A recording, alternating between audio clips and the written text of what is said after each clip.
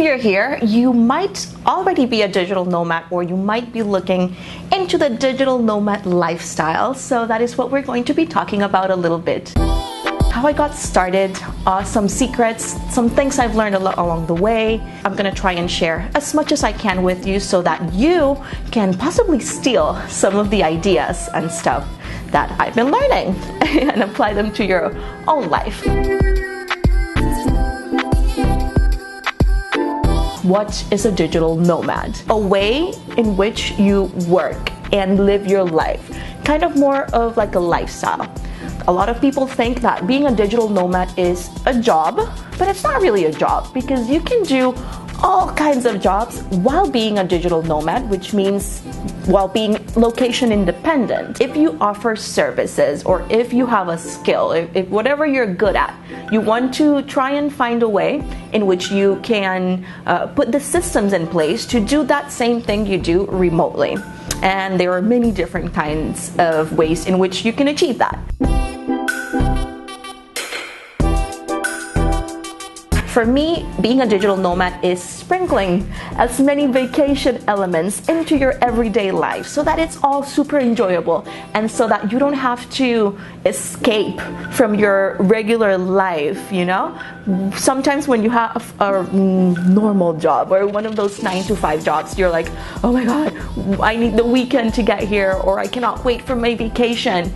In my case, and in the case of a lot of digital nomads, we really don't have that feeling because we have constructed this lifestyle for ourselves in which if we need a break, we can take it. If we want to go to the beach in the middle of the week, we can do it. If we want to take a day trip, we can do it. And of course, it takes a little bit of time to get to that moment, and it's not going to happen overnight. But with a little bit of work and maybe with some of the tips I'm going to give you here, you might be able to do it too. So let's talk more about that.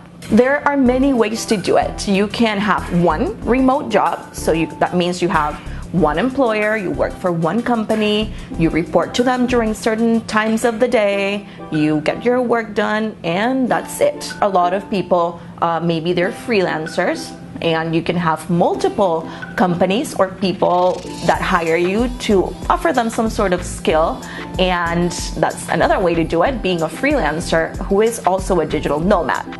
You can also be completely self-employed and have your own company. You can be a small business owner and do completely your own thing and also be a digital nomad. Or you can even do a mix of all of those.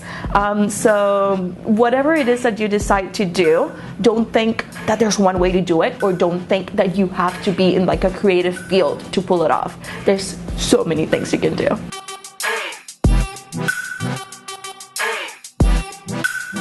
I had one full-time 9-to-5 job when I was living in Hawaii, and I did that for 2 years. Basically, I talked to my bosses and convinced them of doing that same job I was doing, but doing it on the road. I was able to transfer that same job to full-time, but remote. So that is when I embarked on my digital nomadism adventures, and I moved to Argentina.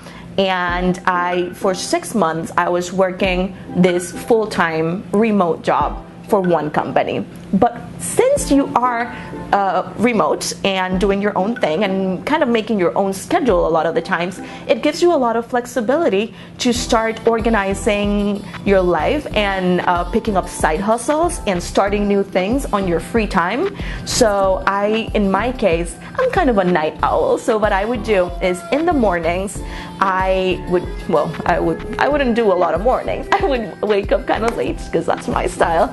And I would work out and do my own thing, and then I would start working at around 1 p.m.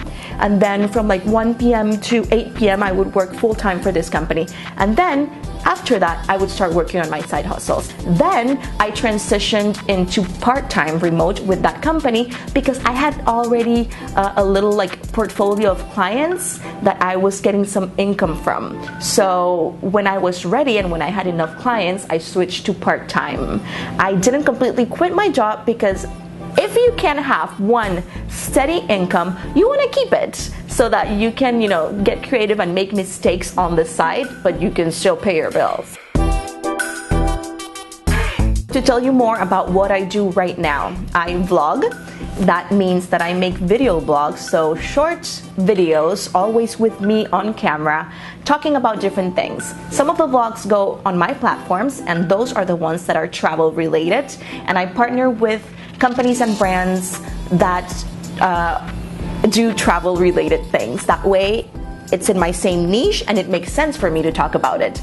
If a company that offers something completely different to what I do wants to partner with me, like I did some vlogs recently for an iPhone app, and it wasn't travel related. So what I did is, of course, I will create content for you so that you can use it for your own social media platforms. Those are two of the ways in which I make money. Then I also do vlogging consultations, either for individuals or for companies that want to get started from scratch into this whole vlogging thing, or that want to incorporate some sort of video efforts into their model. That is another thing I do, consultations. And the good thing about that is that consultations is something that you can do remotely. So I turn on my computer, I get on Skype, and I talk to them. That's another of my sources of income. However, all of those are active sources of income. I knew, I don't know, maybe like a year ago, like, okay, all of my sources of income are active, which means that they take up my time and energy, and I have to be there, present, in order to, get some sort of payment or compensation. However, there are passive sources of income, and those are the ones that I am currently working on. I already started with affiliate marketing, so if you have a blog or a following, affiliate marketing is something that you can definitely look into, because you can sell or you can promote products and guide people to links and things like that, and then get some sort of kickback or like a referral percentage commission bonus thing, and that helps too. I wrote a book, of course, about vlogging. I didn't want to make it all about myself. I wanted to help people, and I wanted to answer all of the questions that they asked me about vlogging and how I got started. So I wrote a book about how people could get started and the equipment they could use, and what to vlog about, and how to create a brand and all of that. So my book is called So You Want to Vlog, and I have it right here.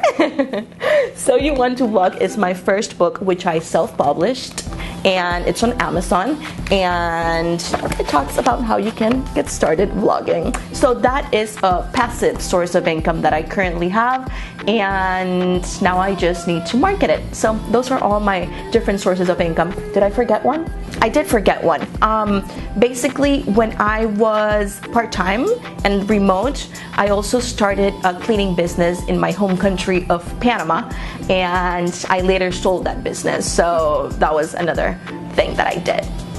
Basically, you can never put all your eggs in one basket, and I recommend having multiple sources of income. So the more you can do, the better. It's a Travel O.D is how you can find me on Instagram and Facebook.